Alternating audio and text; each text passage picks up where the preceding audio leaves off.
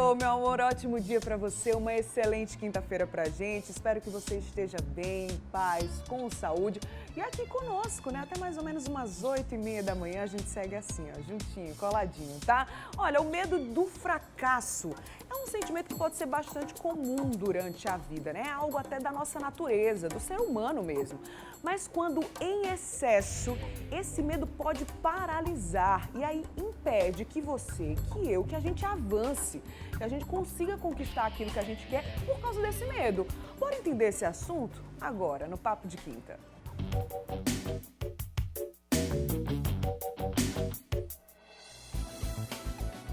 Muito bem, para conversar com a gente sobre esse assunto, clarear as nossas ideias, eu recebo aqui no estúdio a psicóloga Daniela Pereira. Bom dia, seja bem-vinda. Bom dia, Bruna, muito obrigada. Vamos lá falar sobre esse assunto. Vamos sim, você que está em casa pode e deve participar do Papo de Quinta enviando as suas perguntas para a gente ou compartilhando a sua experiência. Ah, Bruna, eu já tive esse medo, superei de tal forma ou não consigo nem identificar, não sei o que fazer, me paralisa. É isso que a gente quer de você na nossa interação, tá? O zap do Mulher Demais, 991050400.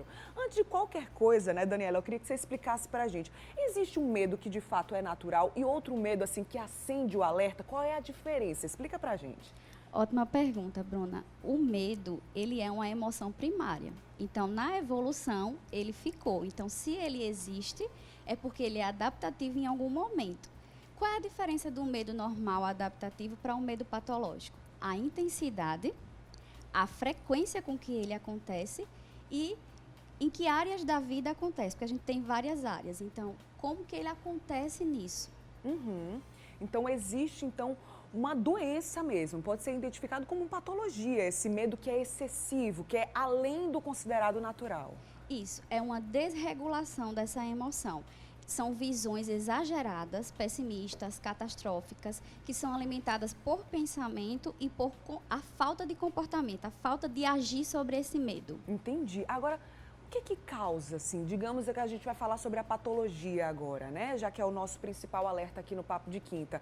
Quais são as causas, assim, para a gente entender o começo mesmo, né? O princípio. O que pode acontecer para, de fato, gerar esse medo, assim, tão absurdo? Vamos lá, quando a gente recebe alguma pessoa no nosso consultório, ou a gente conhece alguém que relata esse medo patológico, esse medo excessivo, a gente vai buscar na história de vida dessa pessoa. Então, que situações ela tem que comprovam a realidade desse medo? Na história de vida dela, o que é que alimenta esse medo? Ela teve pais ou cuidadores super exigentes que condicionavam o amor ou o cuidado ao desempenho, então ela acha que tudo está ligado ao desempenho e ela tem medo de fracassar nesse desempenho, ou ela teve pais ou cuidadores que foram super protetores, que não deixou essa pessoa desenvolver o senso de autoeficácia. E outra situação a gente procura também na questão biológica, porque pessoas que têm esse medo exacerbado, emoções negativas exacerbadas, ela tem superativação da amígdala, que é um componentezinho do nosso cérebro que processa as emoções. Entendi. Até aproveitar aqui a pergunta da Marilene, que eu acredito que tenha muito a ver com o que você falou. Ela quer saber se traumas podem gerar esse medo excessivo do fracasso. Traumas do passado podem trazer essa consequência também? Pode, Bruna. Agora, na nossa abordagem, que é a terapia cognitivo-comportamental, a gente fala de fatores desencadeantes. Então, vamos supor, ela chamou de trauma, alguma coisa que aconteceu na infância que desencadeou esse medo. Mas, no momento presente, existem fatores que mantêm esse medo.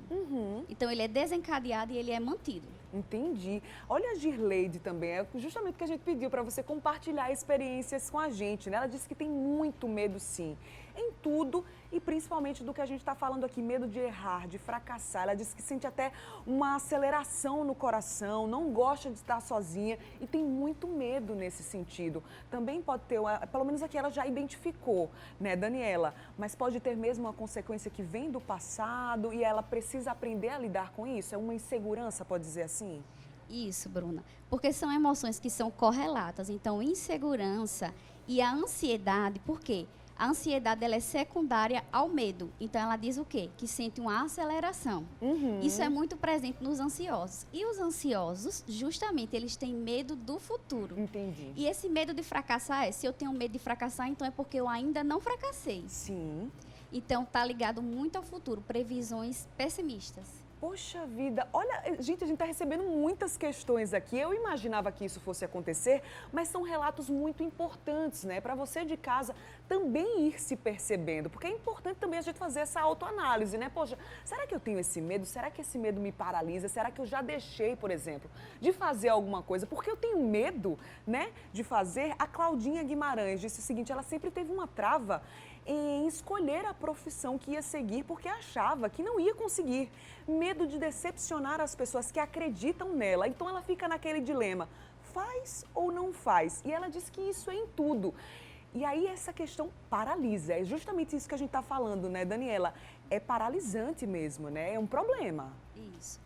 Bruna, o medo patológico, ele leva você a algumas respostas. Se ele não for, não for um medo adaptativo, você pode procrastinar. Deixar as coisas para depois. Isso. Você pode fugir ou se esquivar, ou você pode hipercompensar. Sim. No caso dela, ela está fugindo, não escolheu a profissão, eu acredito, né? Que ainda não escolheu por medo de decepcionar alguém que ela ama.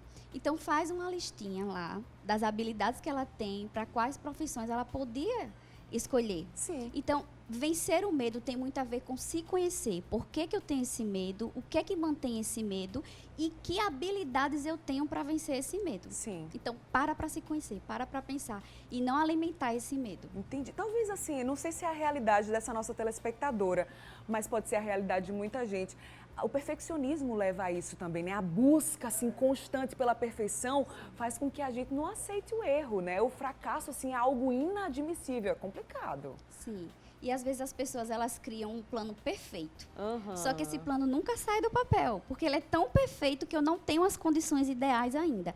Então, muitas vezes é melhor você ir se aproximando do seu objetivo, mesmo com medo. Vai com medo mesmo e vai criando micrometas, micropassos para atingir o seu objetivo. Exatamente. Ó, a gente vai dar uma pausa aqui no nosso bate-papo, porque a gente falou aqui sobre como identificar, sobre como já começou a falar sobre enfrentar esse medo do fracasso, mas logo mais a gente vai trazer dicas práticas para você enfrentar esse medo, superar esse medo, que é o que a gente mais quer, né? Se a gente já identificou, vamos saber como resolver essa situação, né, Daniela? Isso. Daqui a pouquinho a gente volta a conversar. Combinado? Combinadíssimo. Beleza, então.